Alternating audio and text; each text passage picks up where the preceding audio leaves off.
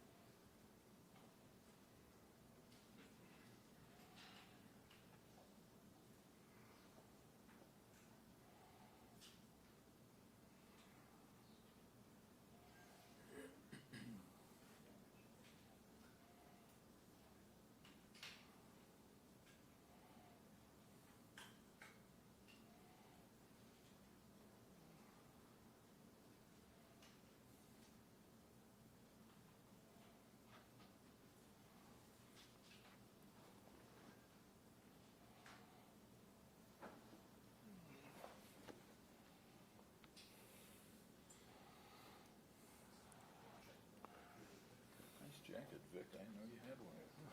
You know, I had to buy a wardrobe when I moved to TV. I had to invest in some clothing. Was that your weekend attire I saw you in last night? That was my working at the Beaver Cup at the Johnson County Fair attire. It was our volunteer shift for Boy Scouts. Why don't you bring them along so they could establish a perimeter and keep assigning people away from us? That would be what they needed.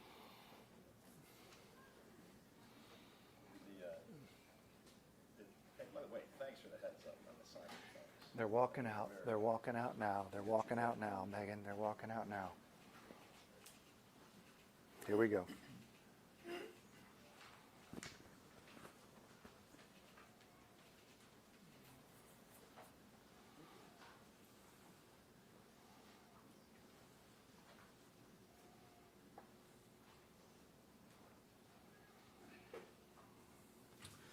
Good afternoon. My name is Mark Myers. I'm the mayor of Greenwood. Thank you for being here today. Today's not an easy day for the city of Greenwood. Today is very tough. It's been a hard night for our police officers, our firefighters, everyone else involved here today. And I want to thank all those departments for their assistance. Before Chief Eisen gets up, I have a few comments I'd like to make. I'll not be able to say anything that's already been said by so many other sites of these mass shootings here in America. I don't want to be among the mayors that has to share these statements, but sadly I am. I grieve for these senseless killings, and I ache for the scars that are left behind on the victims and on our community. And as we stand here in shock, I'm proud of my first responders who instantaneously responded to the scene. The men and women of the Greenwood Police Department, the Greenwood Fire Department, the Johnson County Sheriff's Office, the Indianapolis Metropolitan Police Department, the FBI, the ATF, and other departments as well. We want to thank them for their assistance in this operation last night. Also, we have the faith community to show its support, to the mental health experts, the Red Cross, and government leaders at all levels. We've been contacted by our state, our federal, and even from the White House, offering their condolences and their assistance for anything we need. Thank all of those who did that, who've reached out to us and who are reaching out to our people to support us. And also, we're very thankful for a young 22-year-old man who stopped this violent act. This young man, Greenwood's good Samaritan, acted within seconds, stopping the shooter and saving countless lives. Our city, our community, and our state is grateful for his heroism in this situation. Chief Eisen will give you some information on him in a few minutes. He's a young man processing a lot. I ask that you give him space and time to be able to process what he's gone through last night. With that, I'll turn it over to Chief Eisen. Thank you, Mayor. Good afternoon. First and foremost, I want to offer the condolences on behalf of all of the law enforcement agencies involved in this incident last night to the families of our victims. This is a senseless tragedy, and our hearts are broken with yours. I first want to start by introducing some of the individuals standing behind me. This was a collaborative effort from many agencies. I have been involved over the course of my career in multiple multi-agency, both federal, state, and local training efforts and active shooter trainings, many of them at the Greenwood Park Mall. We work out the problems in those trainings so that when it counts like it did last night, we have all of these agencies coming together just like they did, working seamlessly, working together for a common purpose, everybody knowing their role, and last night was a true testament that training pays off. Behind me, I have Herb Stapleton, Special Agent in charge of the Indianapolis FBI. Daryl McCormick, Agent in charge of the ATF. Josh Watson, Lieutenant from the Indiana State Police. Commander Ron Hicks from IMPD. Sheriff Dwayne Burgess from the Johnson County Sheriff's Office. Fireman Chad Tapman from the Greenwood Fire Department, and Coroner Mike Pruitt. That being said, I'm going to turn this over to the coroner for just a moment so that he can talk to you more about the victims.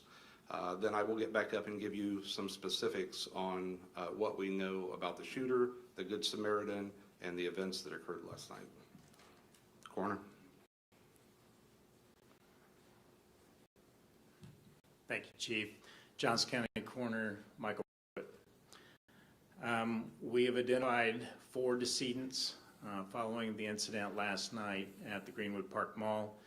We have been working jointly with the Marion County Coroner's Office because 2 of those individuals were transported to Indianapolis hospitals, one of those to Eskenazi and the other one to St. Francis, and then 2 of those remained at the mall. The Marion County Coroner's Office is handling the autopsies and the investigations of 2 of the individuals, and we are handling 2 at our facility.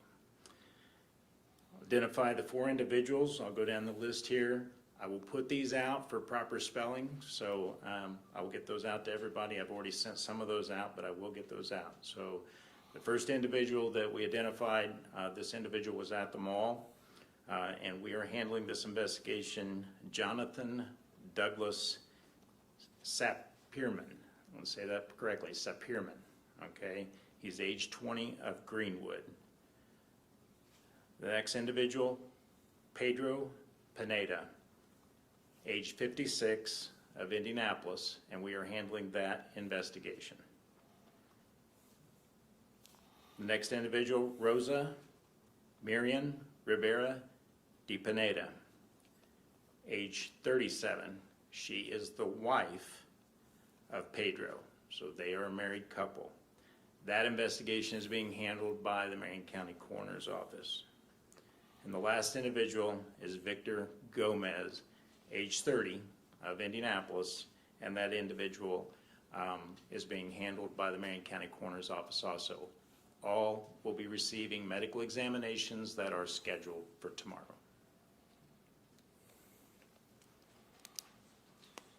Thank you, Coroner.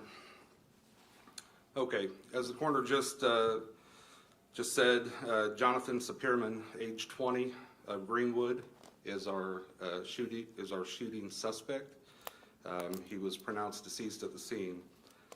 He is 20 years old. He has a juvenile record and no criminal history as an adult. His past incidents with the Greenwood Police Department include minor offenses as a juvenile, such as a fight at school and being a juvenile runaway. He does not drive. We believe that he walked to the Greenwood Park Mall last night. We were told by family members that he typically walks or Ubers to wherever he needs to go. We know The ATF, their specialty is weapons. As soon as we got in and started processing the crime scene last night, the ATF took the serial number information and immediately began the process of tracking down when and where those guns were purchased. If you have questions from the ATF representative here, once I'm done, he will be available to answer more specifics.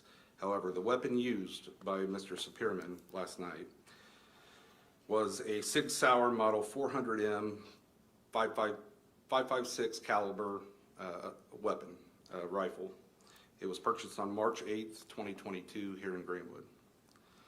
The second weapon recovered, this was in the bathroom, was a M&P 15 5.56 rifle. It was purchased on March 9th, 2021 from a gun store here in Greenwood. Mr. Sapirman also had on his person a Glock 33 .357 caliber pistol. The only weapon used by Mr. Sapirman last night was the Sig Sauer Model 400M rifle. He had multiple magazines and over 100 rounds of ammunition on his person and in his possession. We know that from family members that he has been practicing shooting at Range USA. The ATF has made contact with Range USA and received records from them that show that he was frequently using their range and purchasing ammunition at that location for the past 2 years. We know that he recently resigned from a warehouse position back in May, and we have not confirmed yet.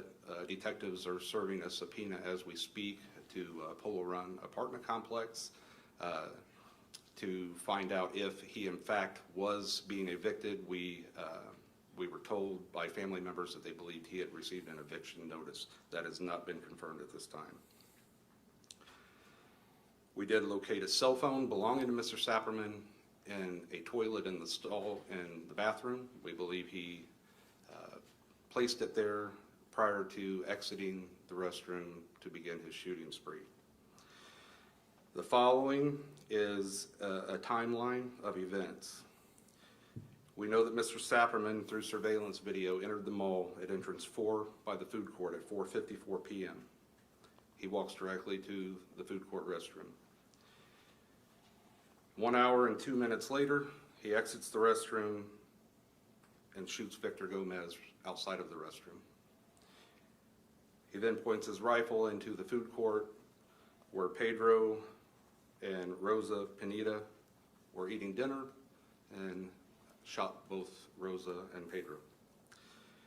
He then fired several more rounds into the food court, striking a 22-year-old female who is currently recovering from a leg wound at Eskenazi Hospital, and a bullet fragment believed to have ricocheted off of a wall did strike a 12-year-old female who was running towards exit 4 in the back. There was a minor wound treated at the hospital. They did remove a small piece of metal jacket, most likely from a ricochet. At 5:57 p.m., the shooter was confronted by our Good Samaritan, who I will identify in just a moment. The Good Samaritan was armed with a pistol and engaged the shooter as he stood outside the restroom area firing into the food court. The shooter fired several rounds, striking the suspect. The suspect attempted to retreat back into the restroom and fell to the ground after being shot. We recovered 24 .223 rifle rounds shot by the suspect and 10 handgun rounds fired by the Good Samaritan. The Good Samaritan, once again, he has authorized us to release his name. He is requesting you give him time to process and grieve himself before reaching out to him. His name is Elijah Dicken, and that is spelled E-L-I-J-A S.J.S.H.A., and he resides in Seymour, Indiana. He was at the mall last night with his girlfriend, shopping.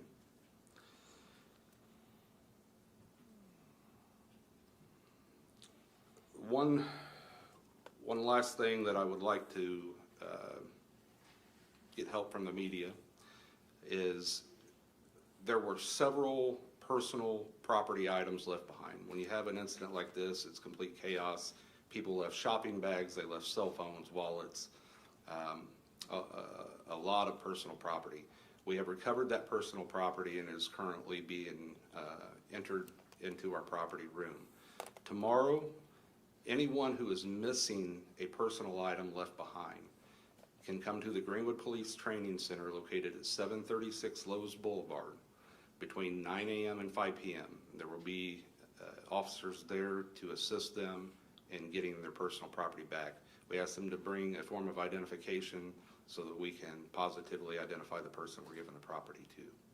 At this time, I will open it up for questions. Yes.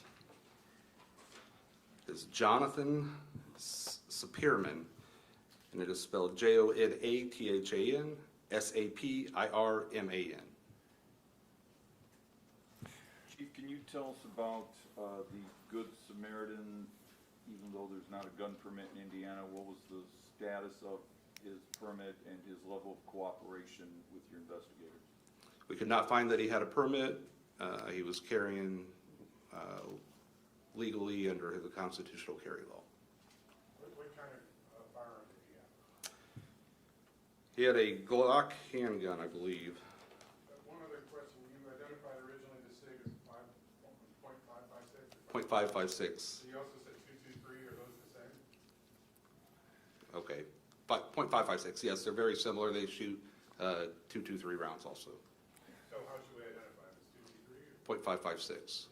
Okay, Chief, can you tell us about the conversation between your detectives and your Good Samaritan, what he expressed to them, and he obviously, this has been a difficult situation for him. Can you explain how he explained to you he went through this process? Well, I personally didn't speak to him.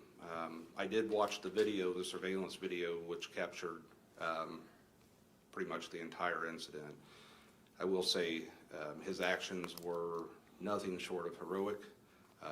He engaged the gunman from quite a distance with a handgun, was very proficient in that, very tactically sound, and as he moved to close in on the suspect, he was also motioning for people to exit behind him. He has, to our knowledge, he has no police training and no military background. As you watched that tape, were you able to explain to yourself what would have happened if this man had been, let's say, at J.C. Penney at the other end of the mall instead of right there? How much worse would this have been? At that time of night on a Sunday, I couldn't speculate. I don't know. I don't know how many people were in that area of the mall. Chief, you talked that training paid off as you trained before with other agencies. Can you, without giving away the trade secrets, explain how you were able to coordinate with your fellow law enforcement to respond and reach a successful situation? Sure. So in an incident like this, when an active shooter situation goes out, there's several. First thing that happens is officers from other agencies hear it dispatched, officers at home get pages, officers in the area that may be off duty in their vehicles with radios on all hear it, and they automatically expedite to the scene. So we have a lot of self-reporting LEOs that may not be on duty from other agencies. Basically, everybody runs to help, which is great, but it can also be chaotic and cause problems if it's unorganized. So the first thing that we have to do is create staging points for self-reporting LEOs and assign a supervisor to that staging point to monitor who's coming in and keep track of where people are. The second is to establish an incident command and a unified command with all agencies that are responding. So all of the individuals you see behind me were the head of their agencies on the scene. We all met at one location, and there was one point of contact via radio traffic between dispatch and commanders that were responsible for had specific responsibilities within inside the mall, whether it be clearing, whether it be fire, rescue, SWAT team members, bomb squad members. So it all comes through a central point of command with everyone you see behind me at the command center.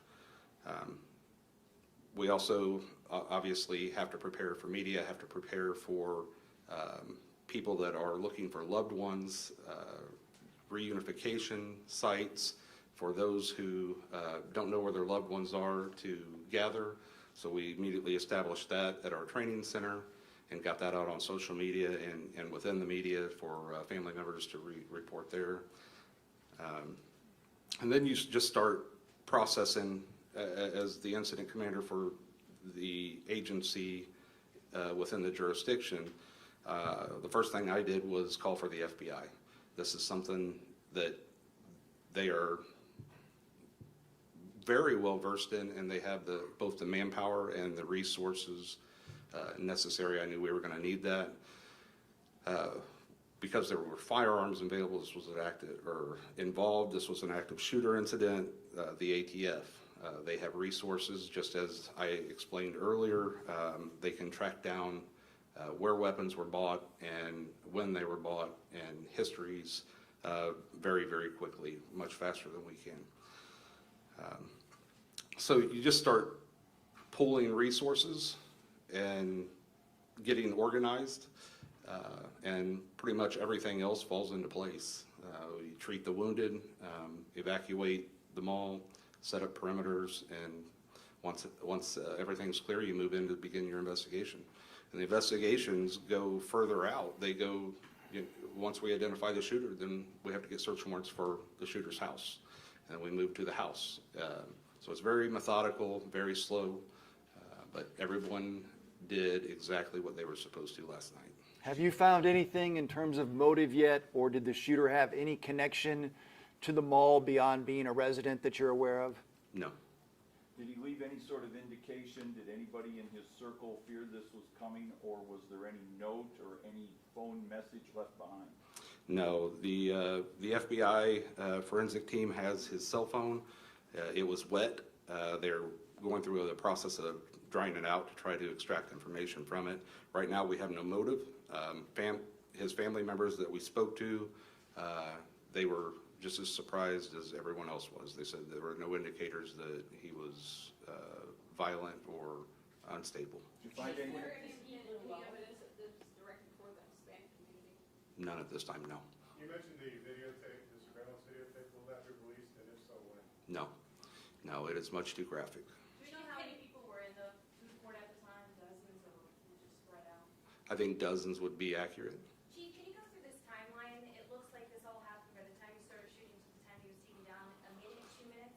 Yeah, so like I said, the most puzzling piece of this puzzle is the fact that he was in that restroom for an hour and 2 minutes. We believe, and we don't want to speculate, but we believe he was getting ready. He had a waistband holster on with several magazines. He had a backpack that had the second assault or second rifle broken down in it so that it would fit in there. Several rounds of ammunition. So we think that he was kind of preparing for his actions during that hour and 2 minutes. And then, as you can see, once he came out and started shooting, it was 2 minutes by the time the first shot was fired until he was neutralized by our Good Samaritan. Anything recovered outside of the mall that pertains to this investigation you're able to talk about at this point? No. Chief, when you got to the scene, 911 calls that when came in? when you encountered the Good Samaritan at the scene, was he escorted out, taken into custody? Do you have to identify who this person actually was and that he wasn't the actual shooter? Correct, yes. He was handcuffed. His gun was collected. We took him back to the Greenwood Police Department where detectives interviewed him, confirmed his statements. Once we were able to view the video, his statements correlated with the video. And When you encountered him,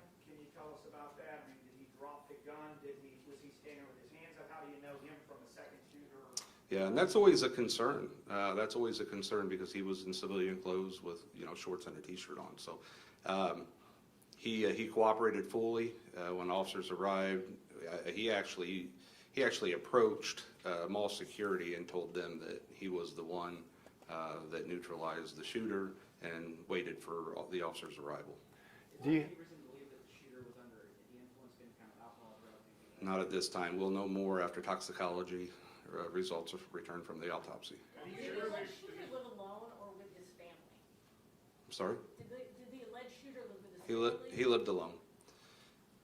Did you keep clothes in the bathroom too, or like a change of clothes? I'm not aware. Was anyone with the husband and wife who were killed? Did they have any kids or any family members or anyone with them? Do you know? Not to my knowledge. Chief, the two 5.56 rifles, they were purchased legally, were they purchased by the suspect or? Yes, Yes. yes. Are there any other questions for any of the professionals standing behind me? What were the first 911 calls that came in on this? Okay, the first 911 calls were of an active shooter in the food court of the mall. That brings up a very good point. The Johnson County 911 Center is set up, if they get overwhelmed, if there's too many calls coming in for them to answer, if all lines are busy, those 911 calls are routed to the Bartholomew County 911 Center. So the Bartholomew County 911 Center received, I talked to Sheriff Myers this morning, and he said they received about 50 calls. So they were trying to decipher, and the sheriff sent his deputies to the mall to assist us with clearing it. So Bartholomew County also played a very pivotal role in this. was there any evidence that the shooter and the Good Samaritan exchanged, or that the shooter shot at the Good Samaritan? I don't believe so. I don't believe so. Was there any evidence that the shooter had any history of mental illness or mental health treatment? Not to my knowledge. You mentioned the subpoena to search the Polo Run apartment, or is there something you guys? Oh, we did search the apartment last night. The subpoena is to get his rental records. It's not something they would release to us verbally without a subpoena, but we have been told by family members that he had received an eviction notice. So did he live there, Chief? Yes, he did. Yes, he did. Did you search the apartments? We did. Did you find anything concerning? Yes, we found when the SWAT team went in to clear it, the oven was on, high temperature, and had a laptop within the oven and a can of butane. I don't want to speculate what his intentions were, whether it could have been to cause a fire or to damage the laptop, but we did retrieve the laptop, and that is going to go to Quantico to be analyzed. It's been damaged due to the heat in the oven.